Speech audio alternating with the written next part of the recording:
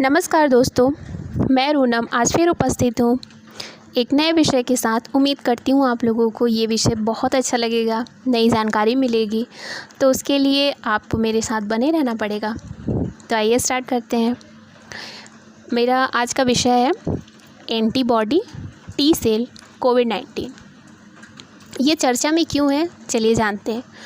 Oxford university के वैज्ञानिकों द्वारा संचालित एक प्रायोगिक कोरोना वायरस वैक्सीन के शुरुआती परीक्षण के दौरान सैकड़ों लोगों में सुरक्षात्मक प्रतिरक्षा प्रतिक्रिया मतलब प्रोटेक्टिव इम्यून रिस्पॉन्स में वृद्धि देखने को मिली है, जो बहुत ही अच्छी बात है हमारे लिए।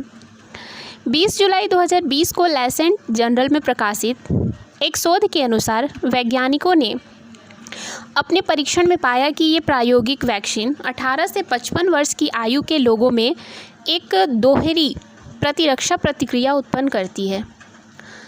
इस वैक्सीन के उपयोग से परीक्षण में शामिल लगभग सभी लोगों में एक अच्छी प्रतिरक्षा प्रतिक्रिया देखने को मिली है। ब्रिटिश शोधकर्ताओं ने सबसे पहले अप्रैल 2020 में लगभग 1000 लोगों पर इस वैक्सीन का परीक्षण प्रारंभ किया, जिसमें से आधे लोगों को इस वैक्सीन के टीके दिए गए थे। सामान्यतः इस तरह के शुरुआती परीक्षणों का उद्देश्य वैक्सीन की सुरक्षा का मूल्यांकन करना होता है, परंतु इस परीक्षण के दौरान विशेषज्ञ इस बात का भी अध्ययन कर रहे थे कि ये वैक्सीन किस प्रकार की प्रतिरक्षा प्रतिक्रिया को प्रेरित करती है।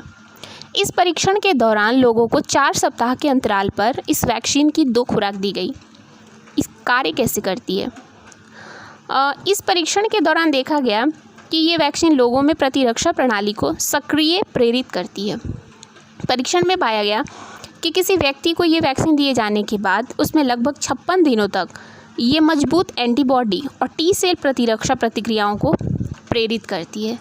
वैज्ञानिकों के अनुसार संक्रमण को रोकने में टी सेल की भूमिका बहुत ही महत्वपूर्ण है।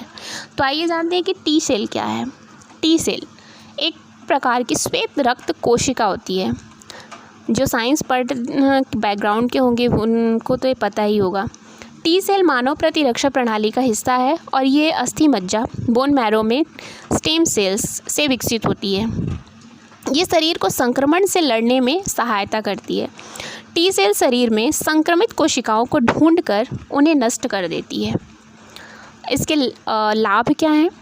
वैज्ञानिकों के अनुसार हाल के दिनों में इस बात के अनेक प्रमाण मिले हैं कि कोविड-19 को नियंत्रित करने में टी सेल और एंटीबॉडी की प्रतिक्रिया क्षमता अत्यंत महत्वपूर्ण साबित हो सकती है। इस वैक्सीन के प्रभाव से परीक्षण में शामिल लोगों में कोविड-19 से ठीक हुए मरीजों के समान ही एंटीबॉडी का विकास देखने को मिला। वैज्ञानिकों के सुझाव के अनुसार इस वैक्सीन की दूसरी खुराक के बाद प्रतिरक्षा प्रतिक्रिया में वृद्धि देखने को मिल सकती है। इस वैक्सीन के माध्यम से कोविड-19 तथा इसके प्रसार को रोकने में बड़ी सफलता प्राप्त हो सकती है। ऑक्सफोर्ड विश्वविद्यालय द्वारा वैश्विक स्तर पर इस दवा के निर्माण के लिए एस्ट्राजेनेका नामक दवा निर्माता कंपनी के साथ साझेदारी की है। एस्ट्राजेनेका ने पहले ही इस वैक्सीन की 2 अरब खुराक बनाने की प्रतिबद्धता जाहिर की है। अब इससे जुड़ी चुनौतियों के बारे में भी जान लेते हैं।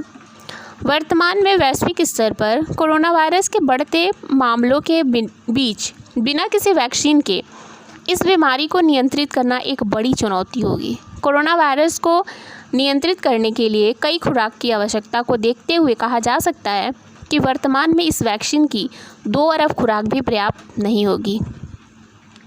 अन्य प्रयास जो हमारी सरकार और अदर कंट्रीज़ कर रहे हैं वो भी जान लेते हैं।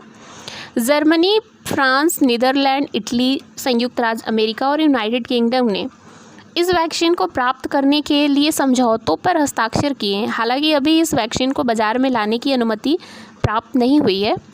पिछले सप्ताह अमेरिकी शोधकर्ताओं ने घोषणा किया था कि अमेरिका में किए गए एक पहले वैक्सीन परीक्षण में वैज्ञानिकों की उम्मीदों के अनुरूप ही लोगों की प्रतिरक्षा प्रणाली में बढ़ावा देखने को मिला। अब इस वैक्सीन को अंतिम चरण के परीक्षण के लिए भी भेज दिया जाएगा। इस वैक्सीन को राष्ट्रीय स्वास्थ्य संस्थान, नेशनल इंस्टीट्यूट ऑफ हेल्थ और मॉडर्ना नामक कंपनी के सहयोग से विकसित किया गया है। इसके अतिरिक्त चीन, यूरोप और अमेरिका जैसे देशों में लगभग 12 अलग अलग प्रायोगिक वैक्सीन पर मानव परीक्षण या तो प्राथमिक स्तर पर हैं या इनके परीक्षण की तैयारी की जा रही है। ब्रिटिश सरकार ने फाइज़र और अन्य कंपनियों द्वारा विकसित की जा रही कोविड-19 की प्रायोगिक वैक्सीन की 90 मिलियन खुराक खरीदने के लिए समझौते किए हैं। कंक्लूज़न पर आते हैं। कोविड-19 महामारी की शुरुआत के बाद से व्यक्तिगत सुरक्षा के साथ वैक्सीन को इस बीमारी के नियंत्रण के लिए अंतिम विकल्प बताया जाता रहा है। ऐसे में प्रायोगिक परीक्षणों के सकारात्मक परिणामों से इस महामारी को रोकने की उम्मीद बढ़ी है। ऑक्सफोर्ड विश्वविद्यालय द्वारा विकसित वैक्सीन यदि भविष्य में भी अन्य सभी आवश्यक परीक्षणों में भी सफल होती है तो ये कोविड-19 महामारी को रोकने की दिशा में एक बड़ी सफलता होगी। अब हमें क्या करना चाहिए? ऑक्सफोर्ड विश्वविद्यालय द्वारा विकसित वैक्सीन के सकारात्मक परिणाम कोविड-19 की अनिश्चितता को कुछ समय सीमा तक दूर करने में सफल रहे हैं, परंतु अभी भी इस वैक्सीन को बाज़ार में उपलब्ध होने में लंबा समय लग सकता है। साथ ही इस वैक्सीन के प्रभाव की अवधि या किसी दुष्प्रभाव आदि का पता लगाने के लिए अभी कई शोध और होने बाकी हैं। अतः लोगों को विशेषज्ञों की सलाह के अनुरूप सोशल डिस्टेंसिंग और स्वच्छता जैसे नियमों का पालन करते हुए इस महामारी के प्रसार को रोकने में अपना योगदान देना चाहिए। जय हिंद। Thank you. उम्मीद है आप लोगों को ये जानकारी अच्छी लगी होगी और इससे रिलेटेड अगर आप लोगों को कोई जानकारी और चाहिए तो प्लीज़ कमेंट कर सकते हैं। Thank you once again.